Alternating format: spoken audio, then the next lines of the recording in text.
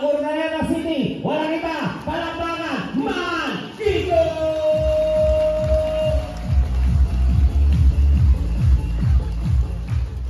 Maraming salamat, Kagawad Bidek. Kaso lang, parang ayaw mo nang magising bukas. Ang lakas ng loob. Naimbag naman ka na kayo amin na po. Magandang hapon, Barangay Tulong.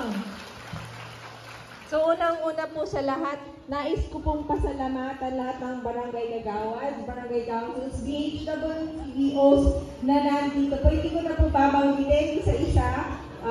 Kilala niyo naman po lahat sila. Headed by, of course, ang ating magaling na captain, barangay captain na si Eds Pagaduan. Palakpakan po natin.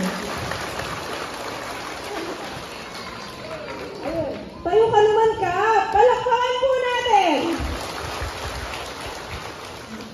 Siyempre, dito rin po ang ating mga tunay na nakasuporta lagi ng mga kapitan.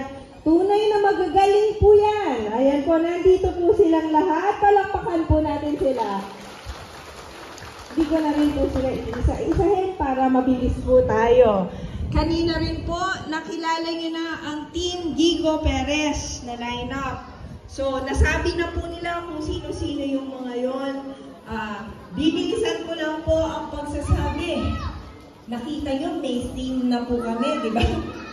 Ang team po namin ngayon is PBA. So, tingnan mo nga kung naaalala nyo pa kung sino ang P.